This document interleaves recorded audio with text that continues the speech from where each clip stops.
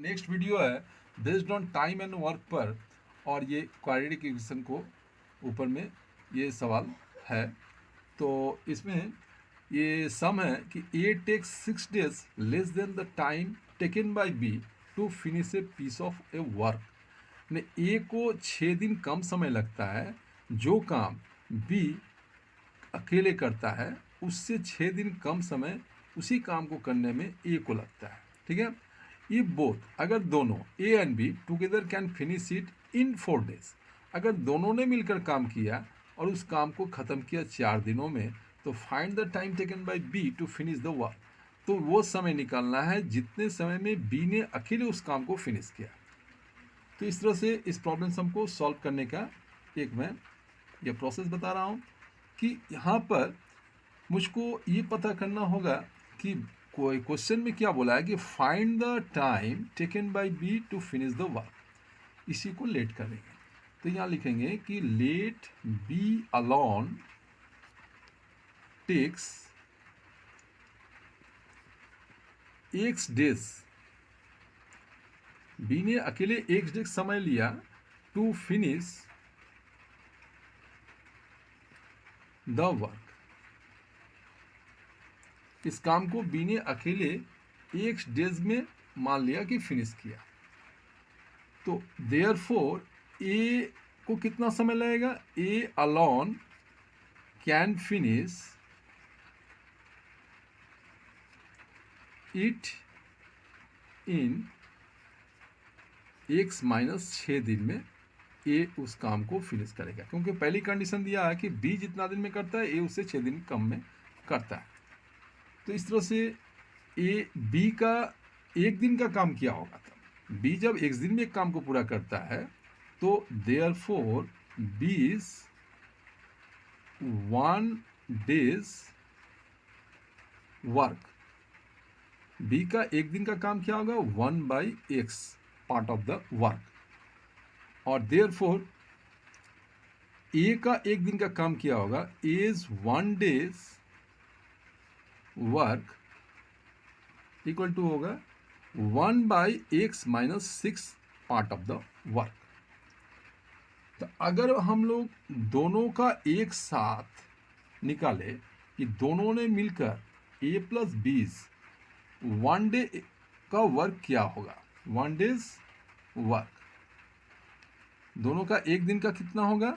1 दिन का होगा 1/4। इसलिए होगा क्योंकि दोनों ने मिलकर both A and be together can finish it in 4 days। ये गिवन है प्रॉब्लम सम में, ये दिया हुआ है। इसीलिए दोनों मिलकर जब 1 दिन काम करेंगे तो 1/4 पार्ट ऑफ द वर्क को पूरा करेंगे। यहाँ तक कंप्लीट है।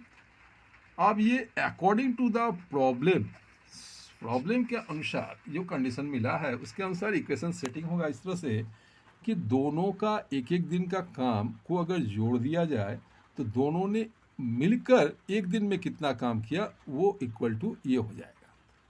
ये ए का 1 दिन का काम, बी का, और ये ए का 1 दिन का काम, दोनों को प्लस करके अगर मैं इतना इक्वल टू कर दूं तो दोनों का 1-1 दिन का काम मिलकर दोनों ने मिलकर 1 दिन में कितना काम किया वो हो जाएगा।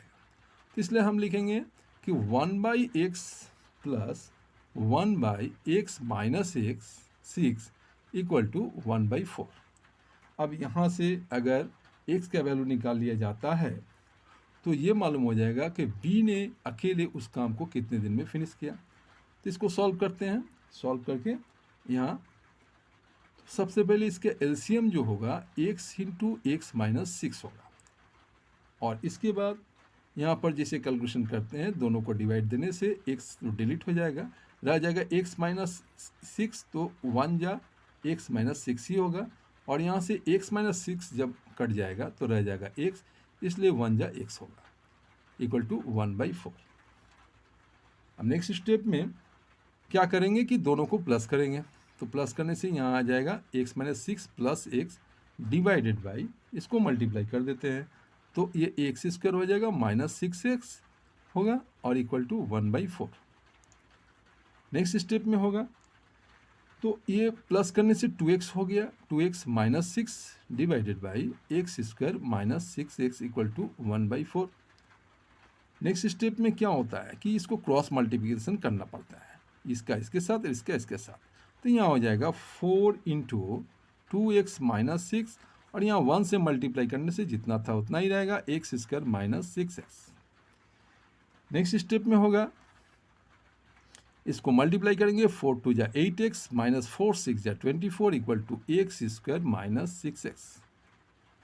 इसके बाद ये धीरे धीरे आ रहा है मिल टर्म फैक्टर के फॉर्मेट में और यहीं से क्वाड्रेटिक इक्वेशन में ये दिखाई देगा।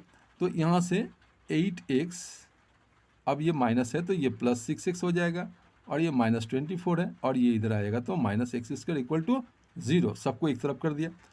अब यहाँ से ये 14x हुआ, दोनों को प्लस करने से 8x प्लस 6x 14x हुआ, minus 24 minus x square equal to 0। इसको अगर हम सजा के लिखे तो कैसे होगा, ये माइनस एक्स स्क्वायर है, तो इसको प्लस करें, माइनस से मल्टीप्लाई करेंगे तो ये हो जाएगा minus 14x plus 24 plus x square equal to 0। अब इसको सजा देते हैं तो ये हो जाएगा x square minus 14x plus 24 equal to 0। इसको मिड टर्म फॉर्म में कैलकुलेशन करेंगे तो यहाँ पर 12 टू ज़ा 24 होता है, इसलिए 12 टू ज़ा 24, 12 प्लस 2 इक्वल टू 14 होता है जो मिड टर्म फैक्टर में सेट हो रहा है। तो 24 का ये फैक्टर 12 टू ज़ा इसमें सेट हो रहा है, इसलिए हम लोग को करना होगा कि एक्स स्क्वायर माइनस एक्स, यहाँ लिखेंगे 12 प्लस 2 और यहाँ 24 इक्वल टू 0। तो जैसे हो रहा है कि x square minus 12x minus 2x plus 24 equal to 0 और यहाँ इसमें कॉमन लेने से यहाँ x कॉमन आया, x माइनस 12 और माइनस 2 कॉमन आया, x माइनस 12 इक्वल टू 0। इस तरह से ये x माइनस 12 एक फैक्टर हुआ और दूसरा factor x minus 2 equal to 0 हुआ। यहाँ तक तो ये कंप्लीट हो गया। अब इधर से x का 2 वैल्यू निकलेगा जो इस तरह से होगा कि if x minus 12 equal to 0 होता है, देयरफॉर x इक्वल टू क्या होना चाहिए, माइनस 12 बदल जाएगा तो 12 होगा। और अगर if x minus 2 equal to 0 होता है, देयरफॉर x इक्वल टू क्या होगा, प्लस 2 ये होगा। तो यहाँ से देखा जाता है कि x का 2 वैल्यू आया, एक आया 12, दूसरा आया 2। ये एक से हमने लेट किया था कि b अकेले एक काम को कितने दिन में पूरा करता है, x दिन में। तो ये x का 2 वैल्यू, तब b अकेले 2 आंसर आया, एक 12 डेज का आया, दूसरा 2 डेज का आया। तो इसलिए 2 डेज को कैंसिल करेंगे क्योंकि 6 दिन कम समय लगता है a को, तो 2 तो ऐसे ही 6 से कम है इसलिए नहीं होगा। लेकिन 12 को हम लोग इसमें अलाउ करेंगे क्योंकि 12 से 6 दिन पहले का समय गिना जा सकता है। तो इसलिए क्या होगा कि बट ऐसा लिखेंगे कि but x cannot be less than 6। x 6 से कम नहीं हो सकता है क्योंकि 6 दिन तो कम समय a को लगता है, इसलिए इसको रिजेक्ट कर देंगे। और इसलिए एक्यूरेट जो आंसर होगा वो होगा सो x इक्वल टू जो होगा 12 डेज, ये एक्यूरेट होगा। और इसलिए हम आंसर लिखेंगे कि B alone can finish the work in 12 days. Answer कैसा लगा ये वीडियो? ये क्वेश्चन बहुत ही टफ था और अच्छा प्रॉब्लम सम था। तो इस प्रॉब्लम सम को आप लोग बढ़िया से पूरा देखिएगा और देखने के बाद अगर कहीं दिक्कत हुआ तो कमेंट करके कहिएगा। अगर अच्छा लगा तो लाइक एंड सब्सक्राइब भी कीजिएगा और शेयर भी कीजिएगा। और इस तरह का कोई भी प्रॉब्लम सम आप लोगों को असुविधा होगी तो क्या करेंगे, उसको आप लोग कमेंट करके भेजिएगा, मैं उसको सॉल्व करके और बढ़िया तरीके से समझाऊंगा। थैंक यू, आप लोगों को धन्यवाद।